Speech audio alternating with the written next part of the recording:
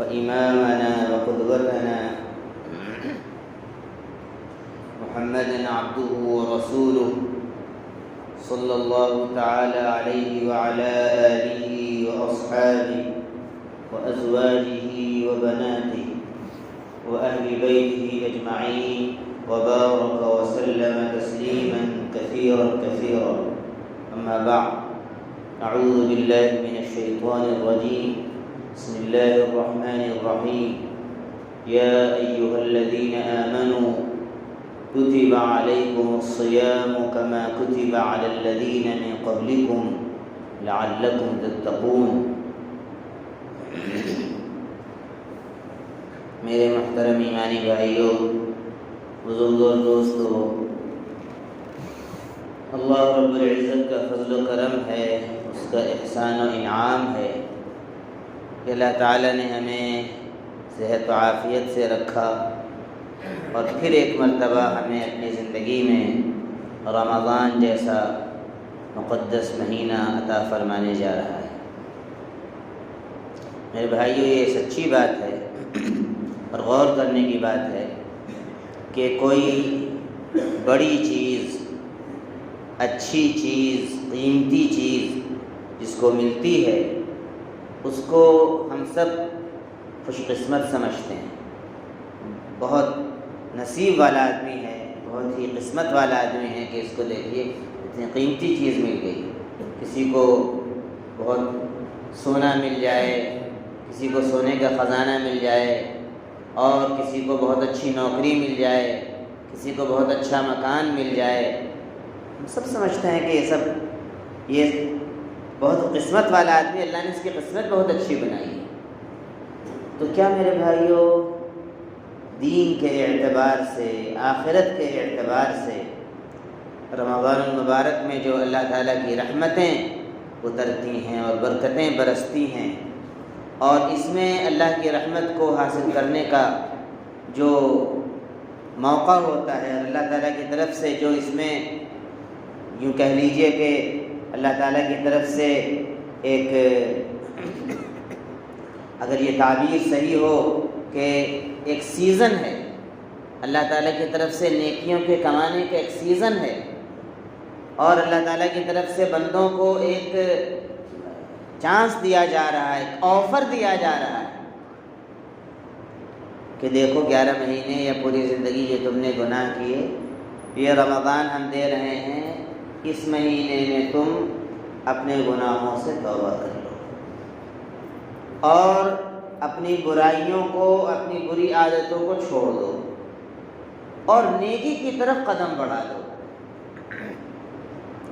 یہ تو روایت میں آتا بھی ہے کہ نبی پاک صلی اللہ علیہ وسلم نے فرمایا کہ جب رمضان کی پہلی رات ہوتی ہے تو جنت کے دروازے کھول دیے جاتے ہیں اور پھر بند نہیں کیے جاتے پورے مہینے، اور جہنم کے دروازے بند کر دیے جاتے ہیں، پورے مہینے کھولے نہیں جاتے۔ وَيُنَادِي مُنَادٍ، اور ایک پکارنے والا یعنی فرشتہ اللہ کی طرف سے پکارتا ہے، آواز لگاتا ہے، یا باغی الخیر اقبل، اے خیر اور نیکی کی طلب کرنے والے آ، قدم بڑھا کے آ، خوب نیکیاں کر اور اپنے دامن مراد کو بھر لے۔ وَيَا بَاغِيَ الشَّرِّ أَقْصِرْ، ارے برائی کے طالب، اے گناہوں کے رسیا، اے شراب کو پینے والے اور نمازوں کو چھوڑنے والے، اللہ کی نافرمانی کرنے والے، اقصر، رک جا، باز آ جا۔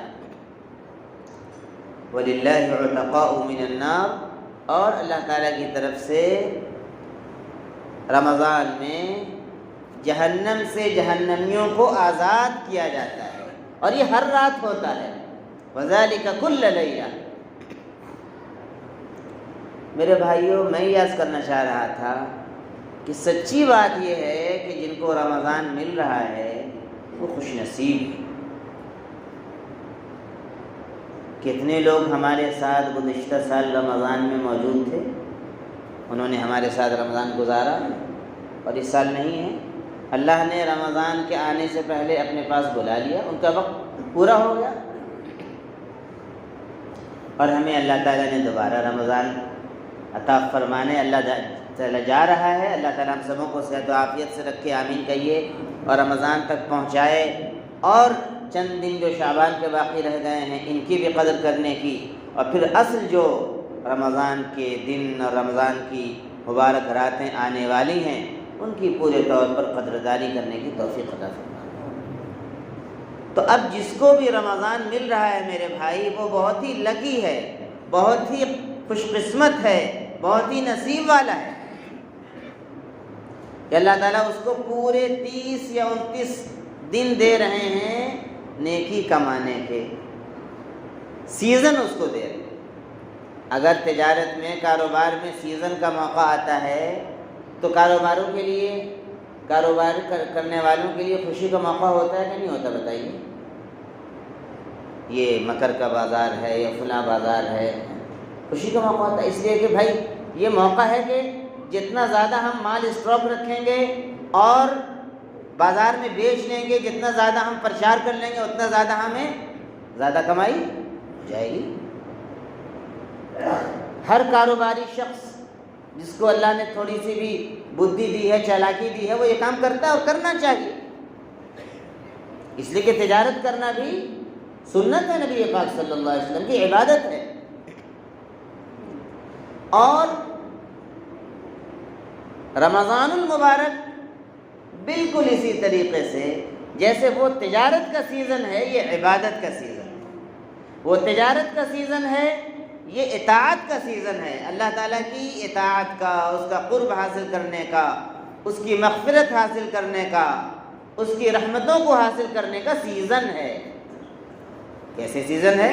نبی پاک صلی اللہ علیہ وسلم نے تفصیل سے حدیث میں بیان کیا. حضرت سلمان فارسی رضی اللہ عنہ کی روایت ہے, آپ صلی اللہ علیہ وسلم نے ارشاد فرمایا کہ دیکھو تم پر ایک ایسا مہینہ آ رہا ہے, شہر عظیم, جو بہت ہی عظمت والا ہے, بزرگی والا ہے, مبارک, بہت ہی برکت والا ہے.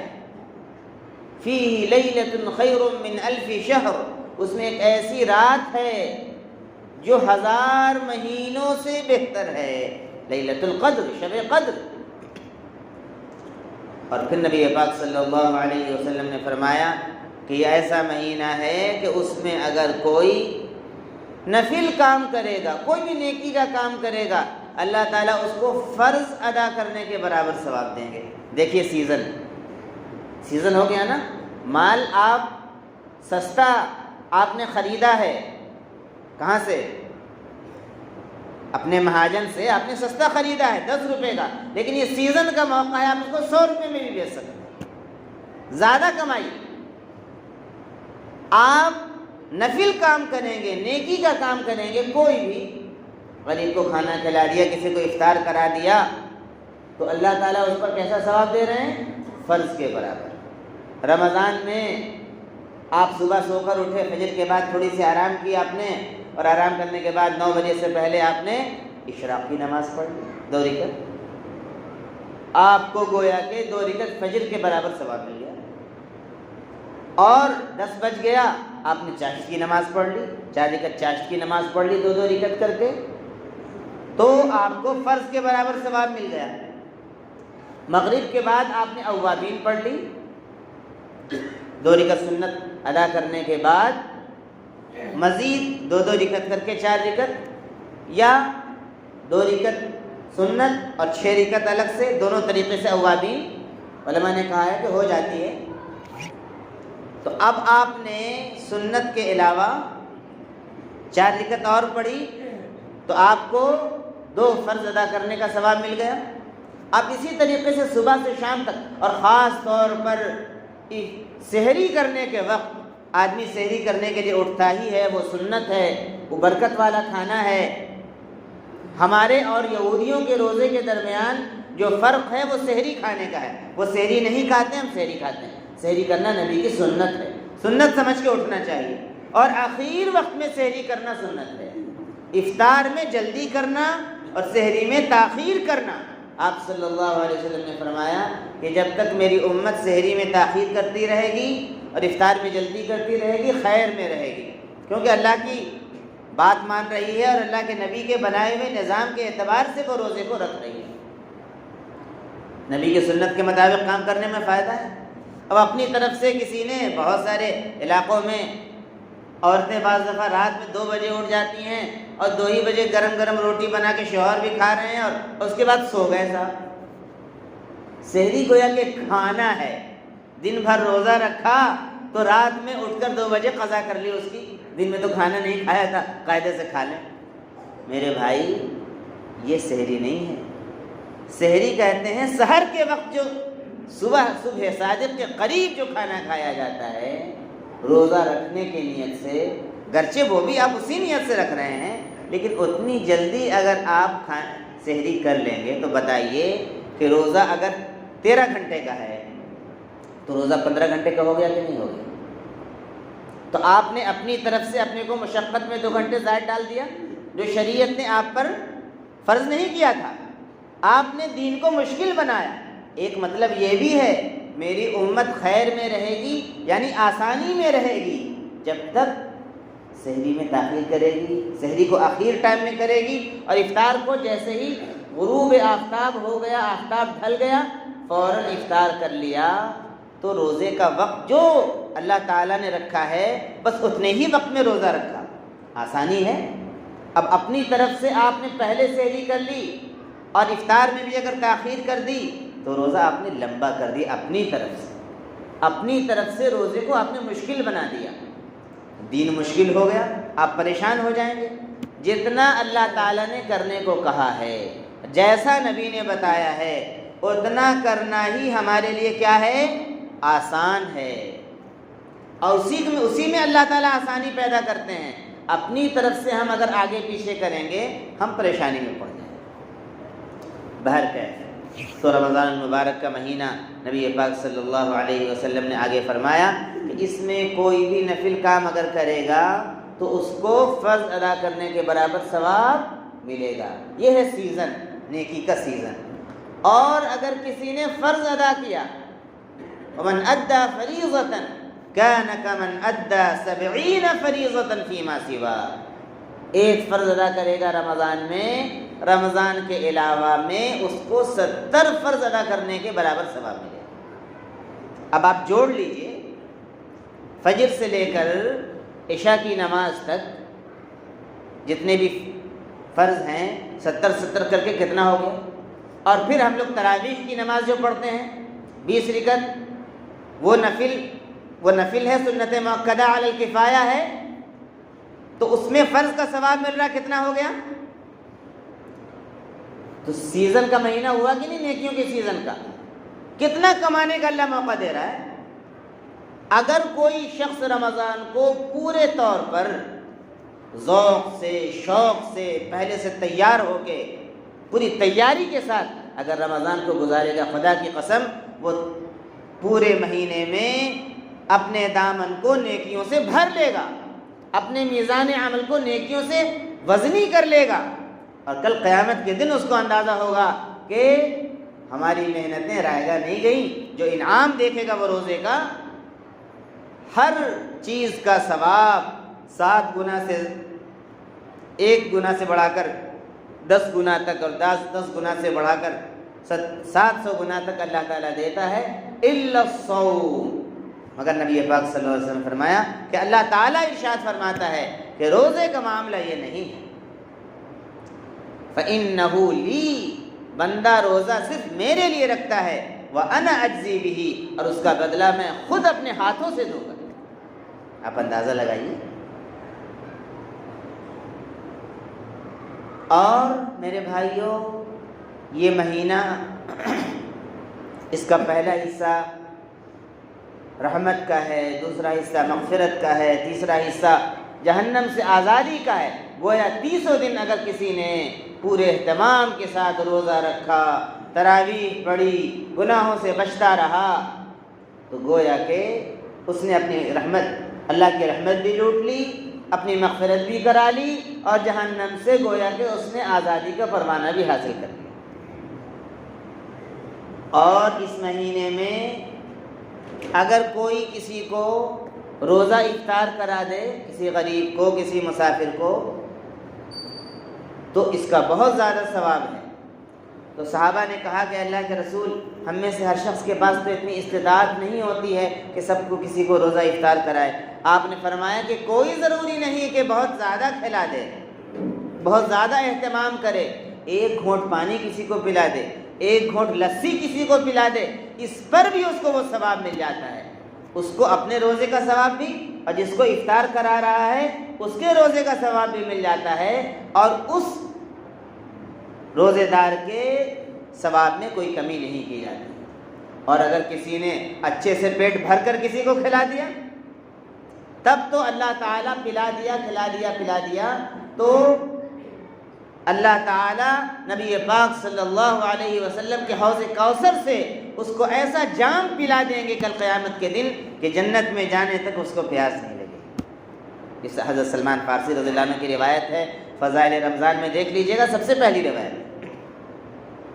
تو میرے بھائیوں، سب سے پہلی چیز ہم سب شکر ادا کریں کہ اللہ تعالیٰ ہم کو دوبارہ رمضان جیسا مبارک مہینہ دے رہا ہے۔ ہم جیسے گناہگار خطا کار بندے، ایسا لگتا ہے کہ ہم نے تو کوئی تیاری بھی نہیں کی، کیسے سال گزر گیا، غفلتوں میں گزر گیا، پھر اللہ تعالیٰ رمضان دے رہا ہے۔ دعا کریں ہم سب کہ اللہ ہم تو اس قابل نہیں ہیں کہ رمضان مبارک کا استقبال کر سکیں، لیکن اے اللہ میرے گناہوں کو معاف فرما اور میرے اندر ایسا شوق پیدا کر دے کہ اللہ میں رمضان کی قدر کر سکوں۔ اللہ ہم سے کہاں رمضان کی قدر ہوگی؟ رمضان کی قدر تو نبی پاک صلی اللہ علیہ وسلم نے کی تھی، آپ کے صحابہ نے کی تھی، ہر زمانے کے نیک لوگ کرتے تھے، ہم سے کہاں قدر ہوتی؟ اللہ تو کروا دے۔ اور اس رمضان کو ہر رمضان پچھلے تمام رمضانوں کے مقابلے میں اللہ میرے لیے سب سے اچھا رمضان بنا نیکیوں کے اعتبار سے۔ دوسری بات، رمضان میں سب سے اہم چیز کیا ہے؟ روزہ رکھنا۔ روزہ رکھنا کیا ہے؟ فرض ہے۔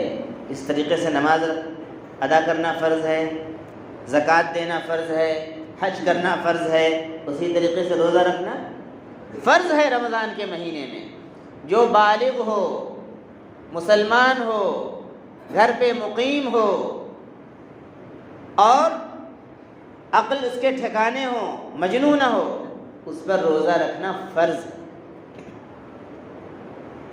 پورے 30 دنوں کے، 29 یا 30 دنوں کے۔ اعوذ باللہ من الشیطان الرجیم۔ یا ایھا الذین آمنوا کتب علیکم الصیام، اے ایمان والو روزے تم پر فرض کر دیے گئے، کما کتب علی الذین من قبلکم، جیسا کہ تم سے پچھلی قوموں پر روزے فرض کیے گئے تھے۔ یہ پریشان ہونے سوچنے کی بات نہیں ہے کہ ہم ہی پر روزہ فرض ہوا ہے، نبی پاک صلی اللہ علیہ وسلم کی امت پر نہیں، پچھلے نبی کی امتوں پر بھی روزہ فرض تھا، شکل الگ تھی۔ یہودیوں کا روزہ تو مشہور ہے، عاشورے کا روزہ پہلے فرض تھا، 10ویں محرم کا، یہ حدیثوں میں ہے۔ تو کوئی نئی عبادت نہیں ہے کہ ہم پریشان ہو جائیں کہ روزہ ایسی عبادت ہے۔ اور لعلکم تتقون، روزہ جو تم پر فرض کیا گیا ہے یہ تمہارے فائدے کے لیے، اگر تم رکھو گے ڈھنگ سے روزہ، پورے اس کے آداب و احترام کے ساتھ رکھو گے، گالی گلوج نہیں کرو گے، کسی سے لڑے بھیڑو گے نہیں رمضان میں، تو تمہارے اندر تقویٰ پیدا ہو جائے، اللہ تعالیٰ کا خیال پیدا ہو جائے، تمہارے دل میں اللہ تعالیٰ سے تعلق پیدا ہو جائے، اللہ کا لحاظ پیدا ہو جائے گا زندگی میں۔ باقی 11 مہینے کی زندگی میں تمہارے اندر نیکیوں کو کرنے کا مادہ پیدا ہو جائے گا اور گناہوں سے بچنے کا خیال پیدا ہو جائے گا۔ یہ فائدہ ہوگا روزہ رکھنے کا، سب سے بڑا فائدہ روزے کا کہ تمہارے اندر تقویٰ پیدا ہو جائے، جو حیوانی صفت ہے، جانوروں کی صفت ہے، وہ دب جائے گی، اور جو ملکوتی صفت ہے، روحانی صفت ہے، فرشتوں کی صفت ہے، عبادت کرنے کی، اللہ کی اطاعت کرنے کی، وہ تمہارے اندر غالب آ جائے۔ ایاما معدودات، اور یہ روزے جو فرض ہیں یہ چند گنتی کے دنوں میں، 29 دن یا 30 دن کا چاند، جیسا چاند ہوگا ویسے ہی، سال میں 11 مہینے تمہیں ہم نے کھانے پینے کے لیے دیے، ایک مہینہ 29 یا 30 دن تمہیں روزہ رکھنا ہے، وہ بھی پورے 24 گھنٹے کا نہیں، طلوع صبح صادق سے لے کر غروب آفتاب تک روزہ رکھنا ہے۔ اور پھر اس مہینے میں، وہ حدیث میں یہ ٹکڑا چھوٹ گیا اس مہینے میں اللہ تعالیٰ مومن کا رزق بڑھا دیتا ہے۔ خدا کی قسم ہر مسلمان اپنی آنکھوں سے اس کا مشاہدہ کرتا ہے اور اس حدیث پر یقین بڑھ جاتا ہے ہر مرتبہ کے رمضان میں کہ اللہ تعالیٰ رمضان میں وہ سب کچھ کھلاتا ہے جو 11 مہینے میں نہیں کھلاتا۔ ایک تو کوانٹٹی کے اعتبار سے چیزیں نعمتیں بڑھ جاتی ہیں، اور دوسرے کوالٹی کے اعتبار سے لذت ایسی مل جاتی ہے جو لذت 11 مہینے آپ کو نہیں ملے گی۔ اب 11 مہینے آپ چنا بنا کے کھائیے شام میں، آپ کو وہ مزہ نہیں آئے گا۔ رمضان میں جو لذت آئے گی، کیوں؟ روزے کی برکت سے۔ جو شخص روزے دار نہیں ہے اس کو آپ افطار میں بٹھائیں اور ایک بغل میں روزے دار بیٹھا ہے، دونوں سے پوچھ لیں کہ کس کو زیادہ مزہ آیا افطار کرنے میں۔ یہ روزے کی برکت ہے۔ اس لیے میرے بھائیوں، جس کو بھی رمضان مل رہا ہے اس پر روزہ رکھنا فرض ہے۔ اگر کوئی بغیر عذر کے، نہ وہ سفر میں ہے نہ بیمار ہے، جان بوجھ کر روزہ نہیں رکھتا ہے، ایک مشہور حدیث ہے کہ پھر زندگی بھر بھی وہ اس کی قضا کرتا رہے گا، اللہ تعالیٰ اس کی قضا کو قبول نہیں کرے گا۔ مفتی بتا دیں گے ہاں ایک روزہ چھوٹ گیا تھا، جان بوجھ کے آپ نے نہیں رکھا تھا، ایک روزہ قضا کر لیجیے، لیکن اللہ تعالیٰ اتنے ناراض ہو جاتے ہیں رمضان کی حرمت پامال کی، اس نے میرے فرض کو جان بوجھ کر چھوڑا ہے، زندگی بھر بھی قضا کرے گا تو اس کی قضا وہ ثواب نہیں ملے گا جو رمضان کا ثواب ہے۔ اور ایک روایت ابھی میں دیکھ رہا تھا کہ نبی پاک صلی اللہ علیہ وسلم نے ارشاد فرمایا کہ میں سو رہا تھا اور خواب میں 2 شخص آئے اور انہوں نے مجھے اٹھایا اور ایک ایسے پہاڑ پر لے گئے جو بالکل چٹیل پہاڑ ہے، اور وہ دونوں کہہ رہے ہیں، وہ فرشتے ہیں غالباً، کہ اے نبی آپ اس پہاڑ پر چڑھیے۔ تو میں نے کہا کہ اس چٹیل پہاڑ پر میں کیسے چڑھوں گا، میں نہیں چڑھ سکتا ہوں۔ تو انہوں نے کہا کہ ہم آپ کے لیے آسان کر دیں گے، آپ چڑھیے۔ تو آپ صلی اللہ علیہ وسلم فرماتے ہیں کہ فَصَعِدْتُ حَتَّى إِذَا كُنْتُ فِي سَوَاءِ الْجَبَلِ، میں جب چڑھا اور پہاڑ کے بالکل بیچ میں پہنچا، إِذَا بِأَصْوَاتٍ شَدِيدَةٍ، تو سخت چیخوں کی آواز سنائی دی۔ میں نے کہا کہ یہ کیسی آوازیں، کیسی چیخیں ہیں؟ انہوں نے کہا هَذَا عَوَاءُ أَهْلِ النَّارِ، یہ جہنمیوں کی چیخ و پکار ہے، ان کو جو عذاب ہو رہا ہے۔ پھر مجھے وہ لے گئے آگے، اور کچھ لوگوں کے پاس سے میرا گزر ہوا جن کو ان کے گردنوں سے ٹانگ دیا گیا تھا، ان کے ہونٹوں کو کاٹ دیا گیا تھا اور ان کے ہونٹوں سے خون بہہ رہا تھا۔ تسیل اشداقهم دما قال قلت من هؤلاء، یہ کون لوگ ہیں؟ قال الذين يفطرون قبل تحلة صومهم، بغیر کسی عذر کے، روزہ رکھنے کا کوئی عذر نہیں تھا، اور یہ لوگ جان بوجھ کر روزہ خوری کرتے تھے اور روزہ نہیں رکھتے تھے، ہوٹلوں میں کھاتے تھے۔ دین کوئی معمولی چیز نہیں ہے کہ ہم اپنی مرضی سے زندگی گزاریں۔ اللہ نے اپنے فضل سے ہمیں زندگی دی ہے اور اپنی رحمت سے یہ شریعت دی ہے۔ نبی پاک صلی اللہ علیہ وسلم نے سارا کچھ کر کے بتا دیا ہے، ہم اس کے مطابق کریں گے، دنیا میں بھی ہمارے لیے راحت ہے، چین ہے، سکون ہے، عزت کا وعدہ ہے، اور آخرت میں اللہ تعالیٰ کی مغفرت ہے، رحمت ہے، اور اللہ تعالیٰ کی جنت کے ہم مستحق ہوں گے۔ اور اگر خدا نہ خواستہ ہم نے من چاہی زندگی گزار دی، کون دیکھتا ہے ہم روزہ رکھیں نہ رکھیں، گھر میں ہوٹلوں میں ہم کھا رہے ہیں، اللہ دیکھ رہا ہے، فرشتے لکھ رہے ہیں۔ یہ نہ بھولیے کہ آپ کو مر کے اللہ تعالیٰ کے پاس جانا ہے، اللہ کے دربار میں کھڑے ہونا ہے۔ مسلمان میرے بھائی، آج اگر ہم صحیح معنوں میں سنجیدگی کے ساتھ کچھ نہ کریں، اپنی شریعت کو پکڑ لیں پورے طریقے سے اور اللہ کے احکامات کو دانتوں سے داب لیں، اللہ تعالیٰ عزت اور سرخروئی کا وعدہ اللہ تعالیٰ نے رکھا ہے۔ یہ جو حالات ہیں یہ حالات بھی دور ہو جائیں گے اور اللہ تعالیٰ ہمیں دنیا اور آخرت میں دوبارہ اللہ تعالیٰ سرخروئی عطا فرمائے گا۔ اللہ تعالیٰ ان کلمات کو قبول فرمائے، کہنے والے کو بھی اللہ تعالیٰ عمل کی توفیق عطا فرمائے اور سننے والوں کو بھی عمل کی توفیق